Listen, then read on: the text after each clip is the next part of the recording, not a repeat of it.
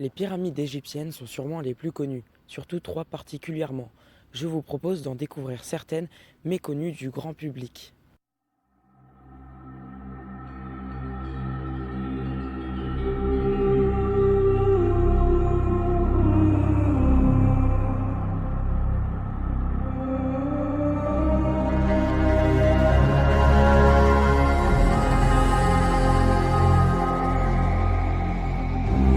Snéfrou, pharaon de la 4e dynastie dont on a déjà parlé dans une précédente vidéo, était le plus grand constructeur de pyramides.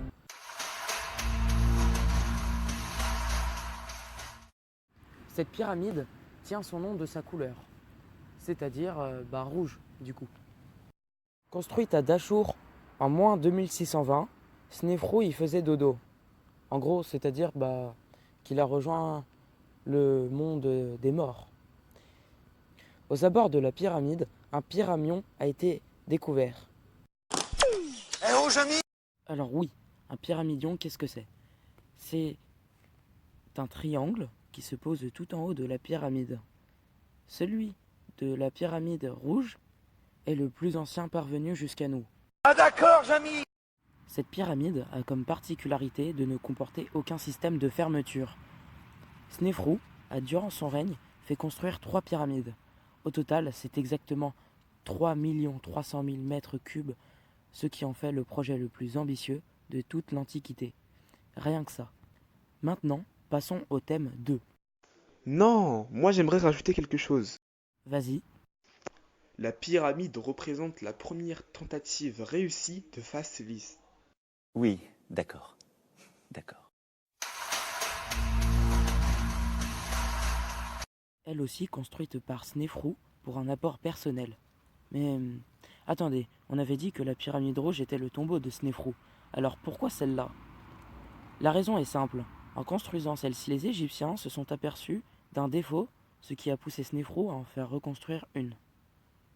Mesurant 105 mètres, la pyramide rhomboïdale possède 2 chambres funéraires qui sont accessibles par 2 entrées comme la pyramide de son petit-petit-fils, Képhren.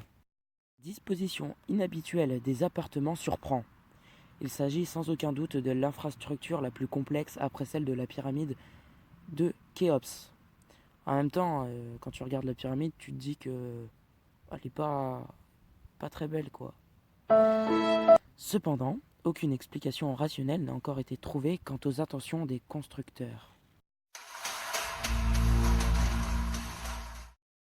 Les fameuses pyramides de Gizeh. Stop!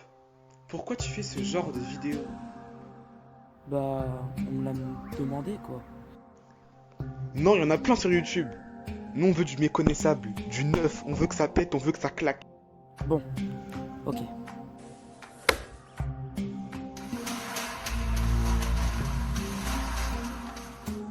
Tiens, toi, tu sais combien il y avait de pyramides nubiennes de construites? Je sais pas, 5. 220 pyramides de construites en Nubie, servant de tombeau aux rois et reines de Napata durant la 3e période intermédiaire. Ces rois et reines étaient appelés les pharaons noirs. Cette nécropole rassemble les chambres éternelles de 21 rois et de 52 reines confondues. Bien plus petites, elles ne mesurent que 30 mètres. Aujourd'hui, ces petites tombes sont pillées. Alors là, du coup, c'est comment? Ouais, bof. Pas trop surprenant, mais bon. Bon, attends. Le sphinx situé sur le plateau de Gizeh est très connu.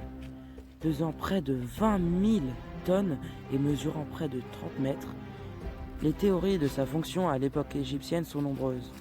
Mais on pense qu'il était là pour surveiller et protéger les pyramides situées derrière. Ou alors le temple solaire, on ne sait pas trop. Non, s'il vous plaît, pas la théorie comme quoi il a été construite avant les pyramides, s'il vous plaît.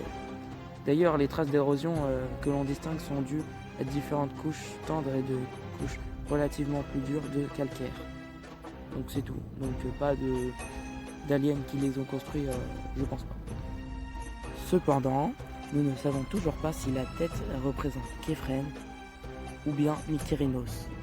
Il y a donc bien un mystère qui rôde autour de ce sphinx. Sur ce, je vous spoil le prochain épisode qui sera sur